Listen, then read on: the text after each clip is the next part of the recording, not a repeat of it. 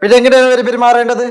അപമാനം ഭയന്ന് എല്ലാം ഉള്ളിലൊതുക്കി വിധി എന്ന് കരുതി സ്വയം ആശ്വസിച്ച് നിശബ്ദരായിരിക്കണം എന്നാണോ താങ്കൾ ഉദ്ദേശിക്കുന്നത്? കാലം മാറി സാർ. പുതിയ തലമുറയിൽ പെൺകുട്ടികൾ എങ്ങനെയല്ല, അവർ വ്യക്തമായി വിളിച്ചു പറയും ആരാ എന്താ എങ്ങനെയാണ്. അത് ഉൾക്കൊള്ളാൻ പറ്റാത്ത താങ്കളുടെ പ്രായത്തിന് സങ്കുചിത മനസ്സിന്റെയും പ്രശ്നമാണ്. What you try to do, Mr. Senior? അങ്ങനെ ഒരുപാട് യുദ്ധത്തിലൊക്കെ നമ്മൾ പോയിട്ടുണ്ട്. പണ്ട് കസാക്കിസ്ഥാനായിട്ട് പൊരിഞ്ഞ യുദ്ധം ഉണ്ടാക്കുന്ന സമയത്ത് അഭയാർത്ഥികൾക്ക് അക്കരെ കടലെടുന്ന് പോകണം. അപ്പൊ ഞാൻ എന്തെന്ന് പറഞ്ഞാൽ എന്റെ കൂടെ ഉണ്ടായിരുന്ന നാദാബായി നവറോജി അവരെല്ലാരും കൈയൊഴിഞ്ഞു പോയി. അവസാനം റോപ്പ് എടുപ്പുണ്ടായിരുന്നു. ആ റോപ്പ് ഇങ്ങെടുത്തില്ലേ കടലിൽ കുറുകെ അങ്ങോട്ട് എറിഞ്ഞ്. എന്നിട്ട് അഭയാർത്ഥിയോട് ഞാൻ പറഞ്ഞു ഈ റോപ്പിൽ കയറി പിടിച്ച് തൂങ്ങി അങ്ങോട്ട് പൊക്കോളാൻ പറഞ്ഞു. മുത്തുമാലയിൽ മുത്തു ഓർക്കണ ഓരോരുത്തരെ തള്ളി തള്ളി വിടെയാണ്.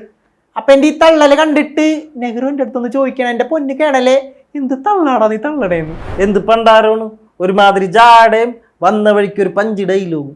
പിന്നെ എന്റെ ആവശ്യമായി പോയി അടിവിനെ ആര് കൊണ്ടുപോകാൻ നോക്കിക്കൊള്ളോട്ടാ. ആ ഒറ്റ ലക്ഷ്യം എന്താണെന്ന് എനിക്കറിയാം. IIT റൂട്ടിയുടെ മതിലാടി അവിടെ കിടപ്പറക്കെത്താനല്ലേ. പിന്നല്ലാണ്ട് മനുഷ്യൻ കിടക്കണ സമയത്താണ് അവന്റെ കുണകണ വർത്താനം. അതും അശ്ലീല സാഹിത്യകാരന്മാരെ വരെ ലജ്ജിപ്പിക്കുന്ന തരത്തിലുള്ള വർണ്ണനകളും. നിനക്ക് അതിനകത്തൊരു ഭാവിയുണ്ട് ഏട്ട മോനെ. നീ അവളെ കുണുവാവ എന്നാളെ വിളിക്കണമെന്ന്.